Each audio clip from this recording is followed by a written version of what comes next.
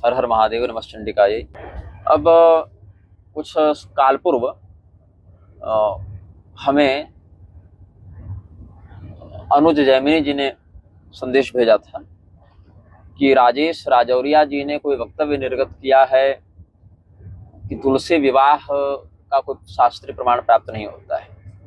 और राजौरिया जी चूंकि प्रौढ़ विद्वान हैं और राजौरिया जी बिना कुछ जाने पढ़े समझे कुछ वक्तव्य ऐसे निर्गत नहीं करते हैं और हमारे प्रति तो सद्भाव भी रखते हैं, किंतु उन्होंने अगर कोई ऐसा वक्तव्य दिया है, चूंकि मैंने वक्तव्य देखा नहीं है कि उन्होंने ऐसा कहा है कि नहीं कहा है, जो सूचना मुझे प्राप्त हुई है उसके आधार पर मैं बता दूं कि तुलसी विवाह का जो शास्त्रीय प्रमाण है वो आगम ग्रंथों में प्राप्त होता है। ऐसे पुराणों में भी भगवान विष्णु को तुलसी का पति बताया गया है, वृंदा का पति बताया गया है। शंखचूड़ और जलंधर वाले प्रकरण के पहले भी वो भगवान की पत्नी थी, किंतु दुर्वासा जी के शाप के कारण उनको राक्षस कुल में जाना पड़ा और भी कुछ शापान्विताएं कथाएं हैं उसमें। लेकिन मुख्यतः वो जो वृंदा देवी हैं, तुलसी देवी हैं, वो भगवान की ही प्रेयसी हैं। ब्रह्मवैवर्त पुराण में, पद्म पुराण में और स्कंद पुराण में, आपको शिव पुराण में बहुत से स्थानों पर, देवी भागवत में बहुत से स्थानों पर आपको मिल जाएगा। और भगवान शालग्राम के अर्चना में तुलसी जी का क्या महात्म्य है, क्या वैशिष्ट्य है, ये भी किसी मान्य सनातन धर्मावलंबी से छिपा हुआ नहीं है। किंतु रही बात तुलसी विवाह की, तो तुलसी विवाह शास्त्रोक्त है, शास्त्र वर्णित है या कल्पित है, इसके विषय में हम जब चिंतन कर रहे थे तो विष्णु यावल तंत्र का प्रमाण हम आपके समक्ष प्रस्तुत करेंगे। राजेश राजौरिया जी ने जो वक्तव्य दिया होगा, कदाचित शायद दिया ही होगा, तभी मेरे पास शिकायत आई है कि तुलसी विवाह का कोई शास्त्रीय प्रमाण प्राप्त नहीं होता। तो मैं बताऊं, विष्णु यामल तंत्र में भगवती तुलसी का भगवान नारायण के साथ विवाह की विधि, मतलब उत्सव पर जो हम लोग विवाह करवाएं, इस प्रकार से भाव वर्णित है। तो कार्तिक मास में जब भगवान उठते हैं, जब देवोत्थान होता है, तो उस एकादशी से लेकर कार्तिक पूर्णिमा पर्यंत किसी भी दिन तुलसी विवाह हो सकता है, पहली बात। दूसरी बात यह है कि कुछ लोग एकादशी को ही विवाह करते हैं, कुछ द्वादशी को करते हैं, कुछ पूर्णिमा को करते हैं।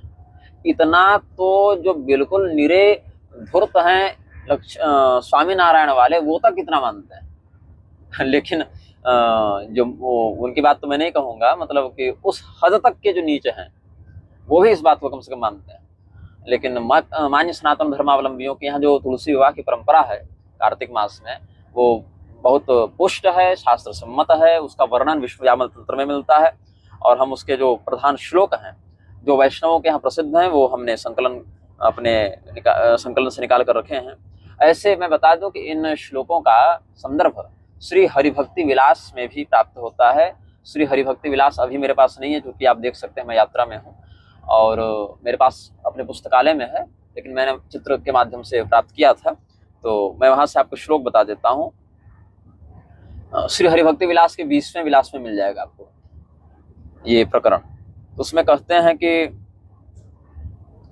विवाहम, वशिष्ठ जी का मत है यहाँ, वशिष्ठ जी इसको उपदेष्टा हैं।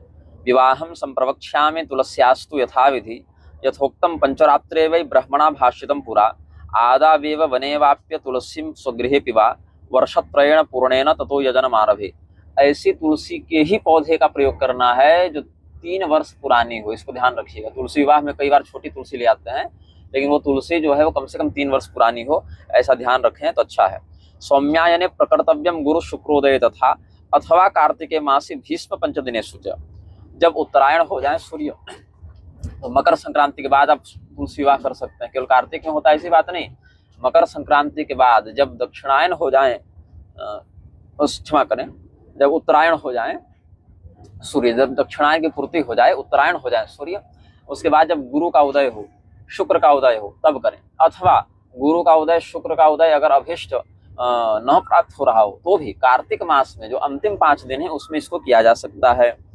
वैवाहिके सुरक्षेषु पूर्णिमाया विशेषतः, लेकिन इसमें ध्यान रहे कि पूर्णिमा को विशेष करके तुलसी विवाह करें, और अगर पूर्णिमा की अनुपलब्धता हो या उससे पहले करना हो तो कम से कम उस दिन वैवाहिक नक्षत्र प्राप्त होते हो। जिन नक्षत्रों का विवाह में विधान है वो आप देख लेंगे अपने गृह सूत्र आदि में, या मुहूर्त चिंतामणि और मुहूर्त गणपति इत्यादि ग्रंथों में देख लेंगे, कर्मठ गुरु इत्यादि में भी दिया जाना चाहिए, या पद्धतियों में देख लेंगे आप।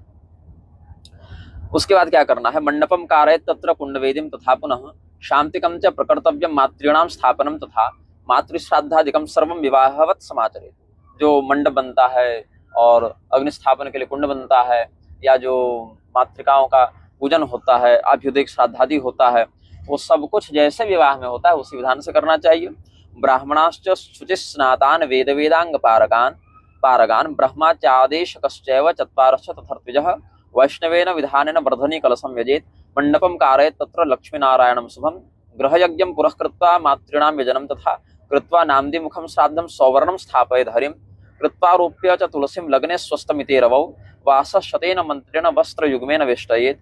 मतलब जो जो विधान है मंत्र का वो पढ़ते जा रहा हूं। यदा वधनेति मंत्रेण कंकणं पाणिपल्लवे कोदादीति च मंत्रेण पाणिग्राहो विधीयते ततः कुंडे समागत्य आचार्य सहसा द्विजै आचार्यो वेदिका कुंडे जुहुयाच्च नवा होते विवाह कर्म वत् सर्वं वैष्णवं देशोत्तमैः कर्तव्यश्च ततो होमो विशेषाद विधि पूर्वकम्।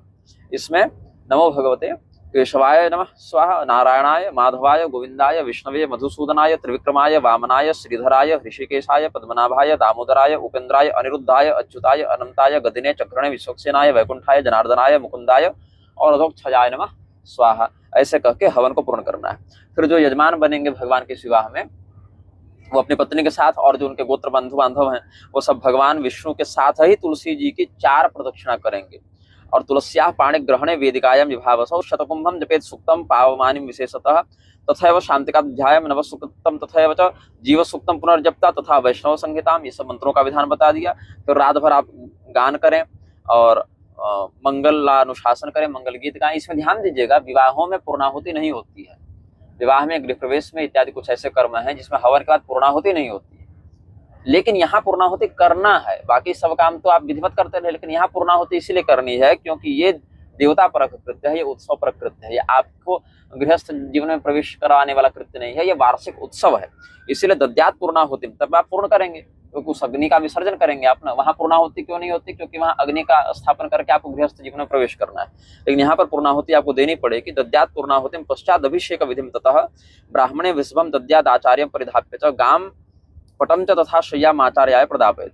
फिर बैल का दान करे, गौ दान करे, शय्या दान करे, ये सब करे और ऋत्विजों को वस्त्र दक्षिणा इत्यादि दे। एवं प्रतिष्ठितां देवीं विष्णुना च समर्पयेत् आजन्मोपार्जितं पापं दर्शनेन प्रणश्यति रोपयेत् तुलसीं यस्तु सेवयेच्च प्रयत्नतः प्रतिष्ठाप्य यथोक्तेन विष्णुना सह मानवः स मोक्षं लभते जन्तुर्विष्णुलोकं तथाक्षयं प्राप्नोति विपुलान् भोगान् विष्णुना सह मोदते।